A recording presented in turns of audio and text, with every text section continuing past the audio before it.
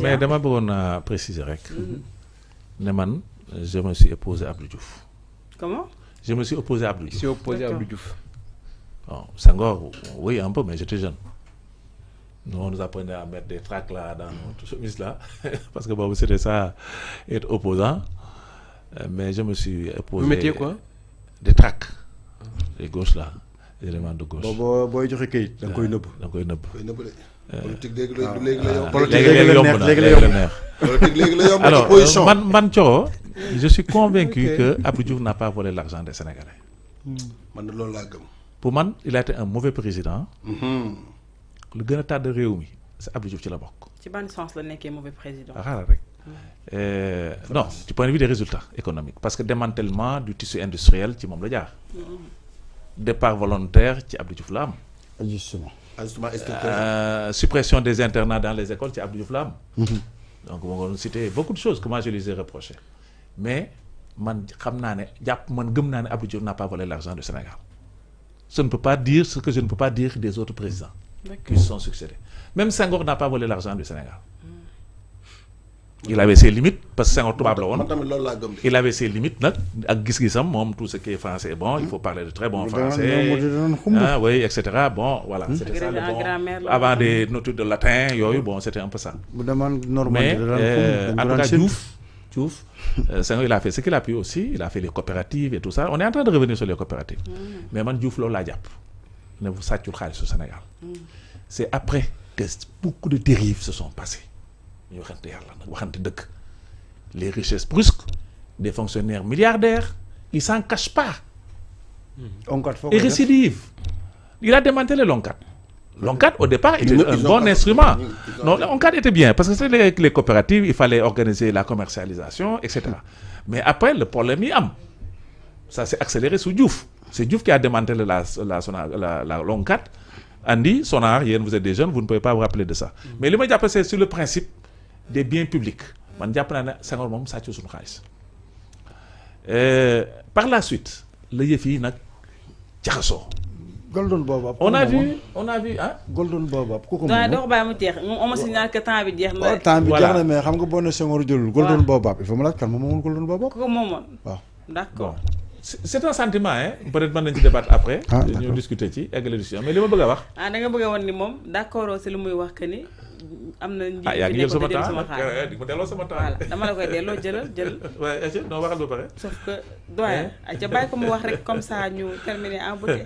non on a reproché beaucoup de choses à Senghor ah. demal mais dama yaakaar ne man. xam nga parmi les ministres qu'on a cités. ñi wuy ji. J'ai entendu le nom de Omar Sarr.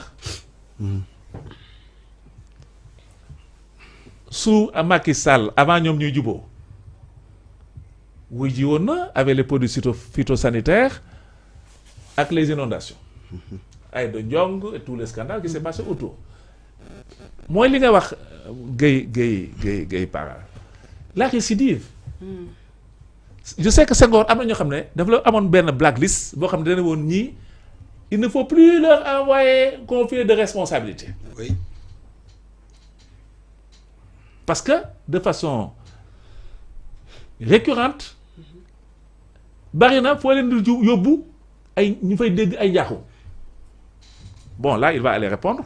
Bon je sais que ça ne se passera pas comme ce qui s'est passé avec les produits phytosanitaires et les inondations parce que après dafa juboo ak Macky Sall ñu def comme bu roog soow donc loolu kenn xamatul fu mu mujj.